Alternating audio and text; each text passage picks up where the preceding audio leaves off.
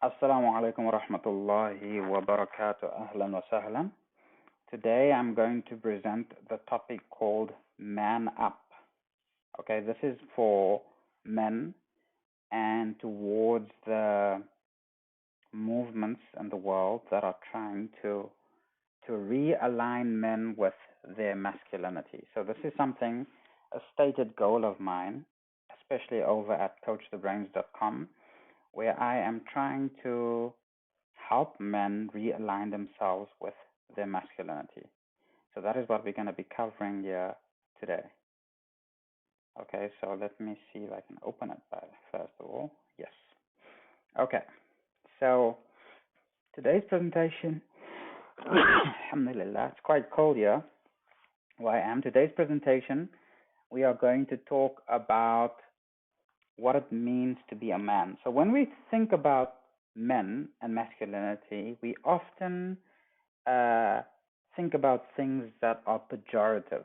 Okay, so either it is coming from a place where people are saying man up because you're a coward, or it is coming from a place where where masculine traits are bad. So these are the two things we want to sort of debunk today. Okay, we want to debunk the myth that masculinity is essentially evil and toxic, and we want to debunk the idea that masculinity has to be defined by other people, meaning when someone says, for example, man up because they want you to do something incredibly dangerous or at great risk to yourself, then obviously that is someone else defining masculinity, or shaming men for not doing what is convenient at the time. So we're going to discuss these things. So first of all, let's go into the time when all men were boys, okay? So when we look at boys, okay, we notice certain traits. One is that boys are usually less focused in the classroom, normally. Now, again, this is generalizations, okay? So you get, if you have a mixed class, okay, and you have girls and boys, I'm a school teacher, so I will tell you that definitively. When you have girls and boys, the girls tend to be more well behaved in class, less restless, more able to focus, especially in the younger ages. Okay, we're talking about 6, 7, 8, 9, 10, all the way up to 18. Girls tend to be more compliant. Okay, boys not so much. Boys tend to fight more. Okay, they are more prone to violence. Boys tend to be more confrontational, argumentative, less agreeable. Boys also, once they hit puberty, so you find when boys and girls are both young, they fight. For example, a 10-year-old girl would be typically stronger than a 10-year-old boy, right? But once they hit puberty, once a boy hits 13, 14, he tends to now become stronger than the girl, okay? Testosterone and all of that there. Okay. And then boys also are more willing to impose their will. So boys will try constantly to impose their will. So these are ways in which boys tend to be unique, meaning different from girls. This is what we observe as trends. Again, trends means that we are making a generalization. Okay? Now, people are always saying, well, that's just a generalization. How dare you make a generalization? Okay? Yes, it's all generalizations. You cannot analyze societal trends without generalizing. Even statistics are generalization. They don't speak to each individual.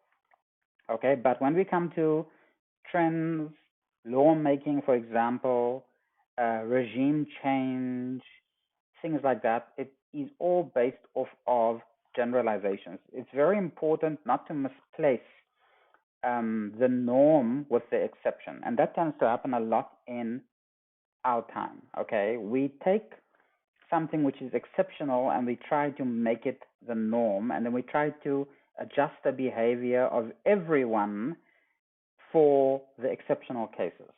Okay, and this has to do a lot with the feminization of the political sphere. Okay, because women tend to be more interested in inclusivity. Okay, let us uh, let us make the people on the fringe, the people who are minorities, for example, let us make them feel more included. Okay, by by by making their discourse part of. Okay, so this is kind of what happens in America, for example, where they battle to maintain a cultural underpinning of their nation because they have consistently tried the narrative of inclusivity. Now, it has its merits, of course, but also it has its demerits. Okay, so let us continue. What boys are taught. Okay, so we have these problems. So less focused in class. Okay, when boys are less focused in class, you get those type of boys like me when I was young, when I was at school, when I was about 6, 7, 8 years old. I used to get up out of class and go run outside without saying anything because I just couldn't sit still. So we are told, boys like me, and there's a lot of boys like me, we are um, unteachable, we are defective, okay? Or they put us on drugs like Ritalin to calm us down, okay? But there's nothing wrong, okay, with being that way. It's just that you are not, as a boy, many boys, in fact, are not um, historically from an environment of having to sit trapped in four walls all day or for several hours at a time. Okay, most people are not, but specifically boys. Boys were never housebound to begin with for long periods of time. Okay, throughout history, in fact. Okay, so boys are more prone to violence. And then what we are told is that when boys fight, we say that it is bad. Boys are bad. They are bad for fighting. They are bad for beating each other up. Okay, is it really bad? Okay, um, or is it part of the process of development? Okay, masculine development. I argue that some level of violence, I'm talking about innocent violence, a fist fight here and there. I'm not talking about weapons. I'm not talking about violence that causes severe injury, but a little bit of sparring, a little bit of playing, wrestling, and fighting is actually a good thing for the development of boys. So all violence or fighting is not bad, okay? But we are taught that it is. We live in an era where any physicality, any physical contact of any kind is seen as bad. It's either sexual, it's seen as sexual. So if you're a teacher and you happen to pat your student on the back, okay, this could be a violation. You're not allowed to at school. You're not allowed to touch your students at all. Okay. I'm a teacher, so I know those are the rules. Okay. And then also any physical activity between boys where they fight with each other could get them sort of expelled from school.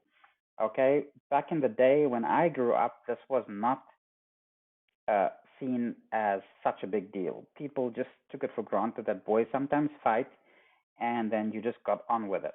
Okay, less agreeable. So boys are less agreeable, and we see this as they don't know how to get along. Boys don't know how to get along.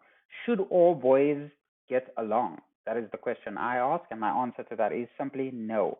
Boys do not have to get along all the time.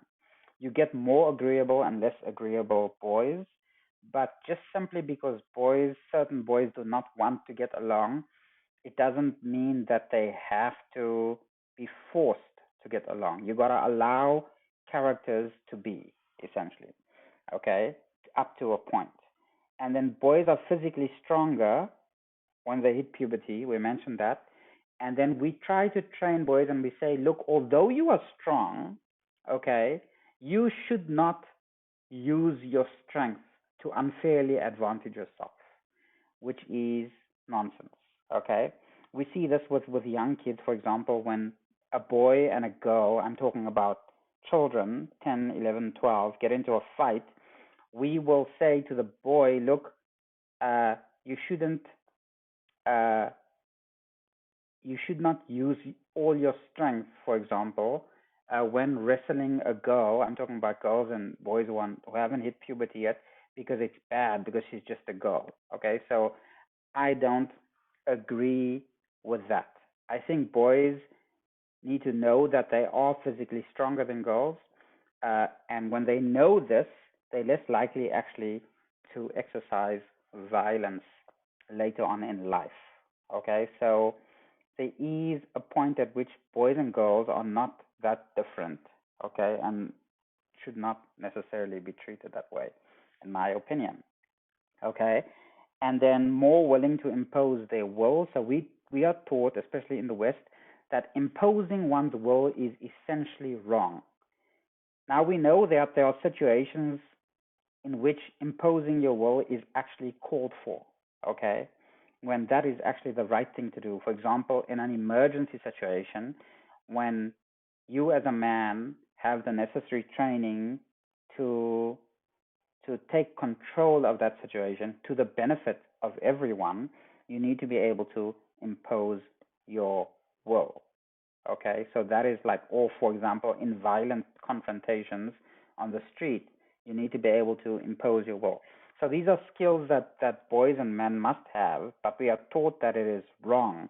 And so we're developing a boy crisis in the world, essentially, where we don't have, men are not willing to assert themselves as men, okay? Because we are, in other words, telling boys that they should be more like girls, and this is completely wrong, okay? Right. So let us go on and see that what should we be taught, okay? What should we be taught? But before we go on, let's skip first to men. Okay, so that's what boys are taught at school. What about young men? What are young men taught? What is the ideal sort of model uh, man, the model citizen, okay, in Western countries of a young man? So, firstly, young men are taught not to sexualize women. Okay, so despite the fact that you might see a woman uh, who is incredibly attractive, who's uh, very scantily dressed, and who is obviously trying to garner male attention, okay, when she's obviously is trying to do that, you are not allowed to feel anything for this woman sexually. Okay, you must not sexualize women. So you must pretend that she's not. Uh, you must pretend not to offer her the attention that she may even be seeking. Basically, um, don't argue with women. This is also what we are taught. So when women are in the process of having a disagreement, for example, a man and a woman are having a disagreement in public, the man is not to argue with the woman. We often have this also because it's like rude, disrespectful, okay? If in the event that there is an argument between a man and a woman in public or in a public space, the man should give in to the woman. This is what young men are taught. This is what it's like to be a gentleman, okay? You must put women first at all times, okay? So um, we see this obviously if there's any sort of situation in which uh, men and women and children might be in danger, you first rescue the women and children. Not that I disagree with that, but I don't think that that is necessarily or should necessarily be the case in all situations. Emergency situations, yes, but not in all situations. But we are taught to put women first generally in our society, and that men should help women when they need it, okay, without expecting anything in return. So these are sort of the values of the West. And I'm not saying these are necessarily bad values, but there must be limitations. Okay. So, in other words, men should serve women, basically. So, we are taught in the West that a good man is he who serves woman. Okay. He's subservient to woman. He's a gentleman. Okay. What I teach. So, what do I teach, guys? Simply, my teaching is that all the things I've mentioned, be that as it may, okay, being courteous, being kind, being obliging, and all those kinds of things, you can do it. Okay, I'm not saying don't do those things, but I am saying don't focus on women. Okay, that's my teaching for men. Don't focus on women, focus on yourself, and I'll tell you why. Okay, focus on yourself. Let's see how we're doing with the recording. Yes. Right. We're doing okay. Focus on yourself. Why should you focus on yourself and not on women? Okay, this is what I'm going to tell you. Okay. So, first, let's deal with less focused in class.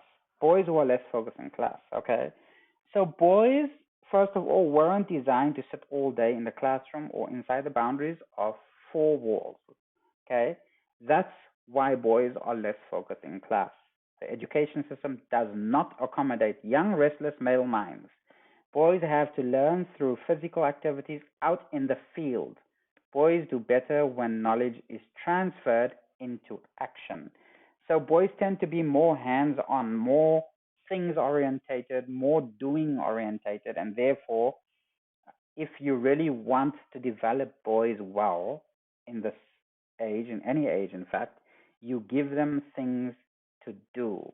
Okay, boys tend not to be theory orientated. Now, again, it's on a spectrum. You do get that rare breed of men, who are very theory orientated, but you can see that they are not many. Okay, that's why you don't find a whole lot of brilliant mathematicians, for example. They're just a few of them. Okay, right. Violence. Okay, so guys, we have sports we enjoy. Okay, violent sports, boxing, Muay Thai, MMA. Okay, why? Why do we enjoy these things? Because it's in us. Okay, we as human beings, and especially as men, we have violence in us. Okay, why is that the case? Because we are often used as a buffer between our families and the violence of other men. We are used as a buffer, okay, between our tribes and the violence of other tribes. Okay, so we have evolved to fight because we've had to do it all the time. Okay, so the question is, should we stop telling boys that fighting and violence is generically bad? Okay, should we therefore stop telling boys that fighting and violence is generically bad? I think yes.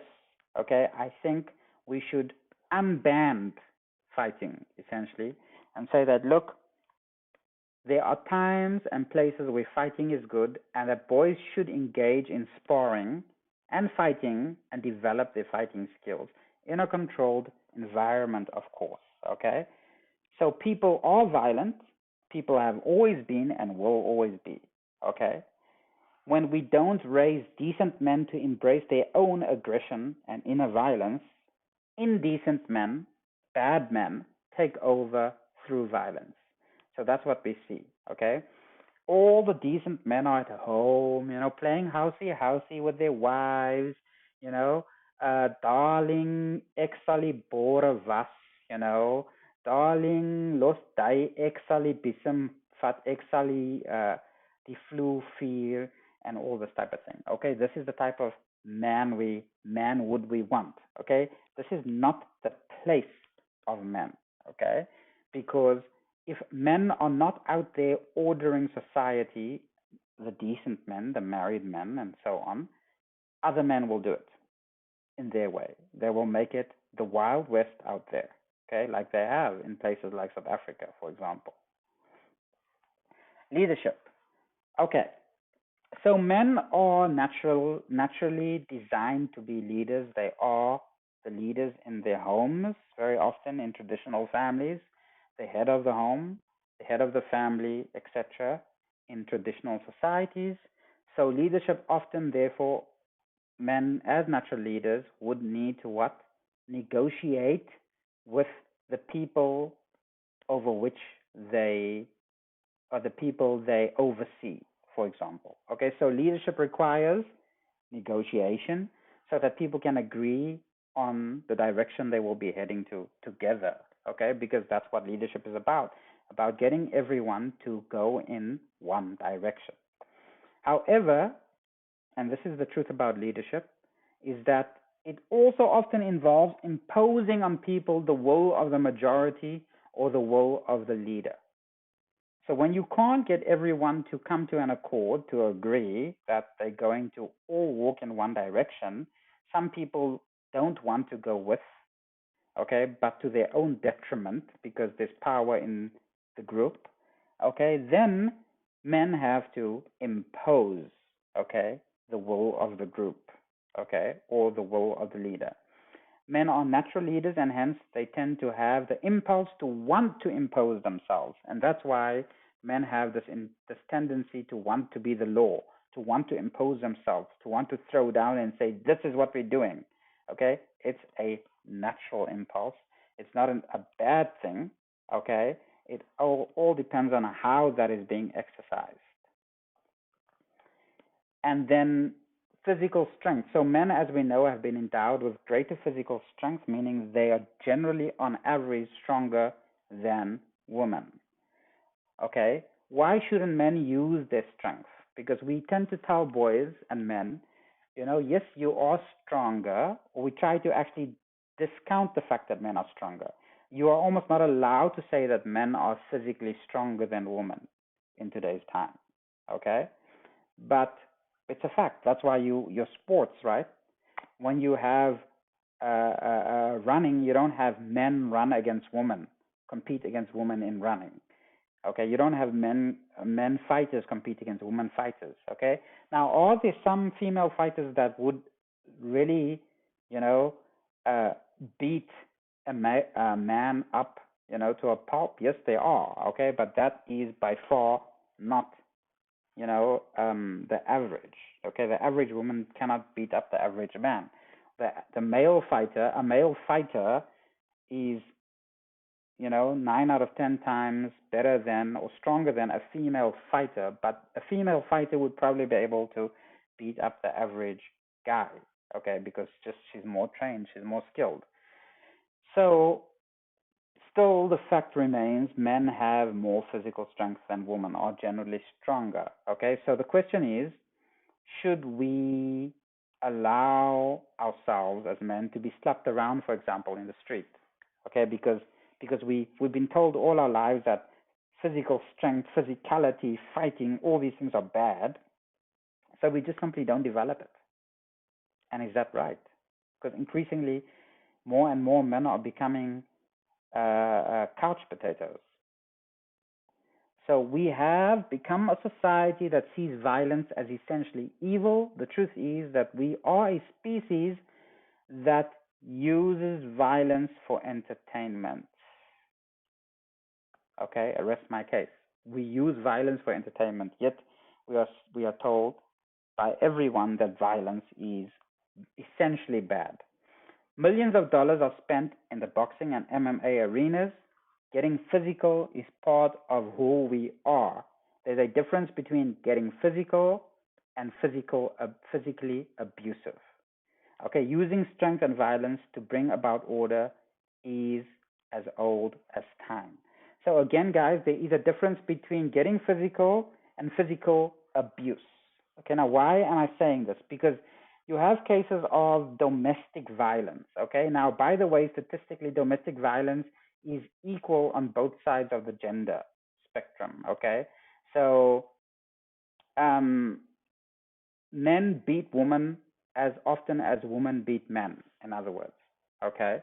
It's just that men are generally stronger, so when men hit women, it's more severe. And I'm not advocating that men hit women, okay? I'm 100% against beating up your spouse both ways, okay? I don't think that's how you solve problems. But when a man and a woman get into some sort of altercation and it does escalate into violence, as it does sometimes, okay, it does not automatically follow that they have now perpetrated physical abuse, okay, because getting physical is part of the human species, okay. The extent of the violence is, I think, where we should be drawing the line, okay, and not that people do get violent at times, and that's just my honest opinion, because I don't think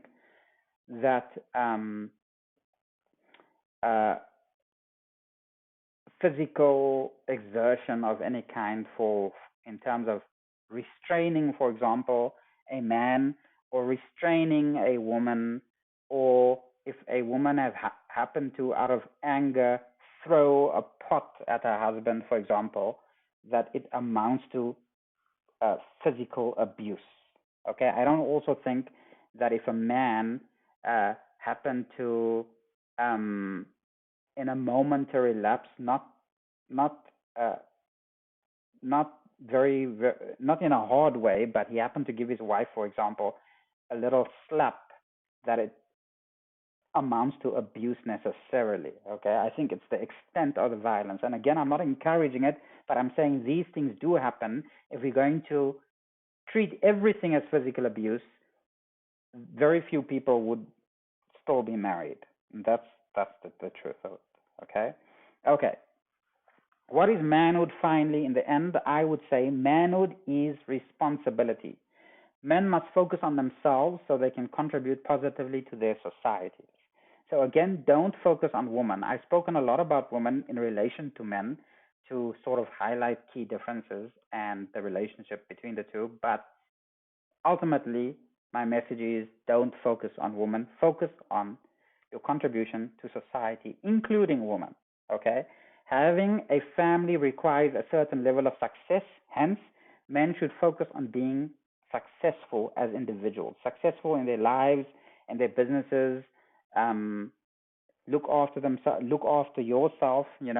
Do do physical exercise and try to be the best version of yourself. Essentially, that's what manhood is about. Okay, not about chasing women, because a lot of men think that, oh, you know what, I have had so many women, I'm a real man. That's not what man. If you define yourself in terms of woman, then you are not um, the independent clause, the independent being in in society and in your relationships, etc. You need to be the independent being, okay? The center pole, basically, okay?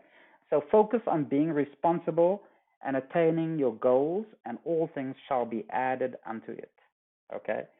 So it's also a fact that guys who are generally successful in their lives, in the things they're doing, they are attractive. They're women like men like that. Not that that's why you should be doing it. And again, don't do things because of women. Don't do things to attract women. Do things because you're doing it for the betterment of yourself and the society you live in, and just for the betterment of mankind, if I can put it that way. And so ultimately, my message is to men is that stop, because I see this a lot on YouTube, all over the show, on Facebook. Okay, men are always focusing on women. Stop focusing on women. Thank you very much.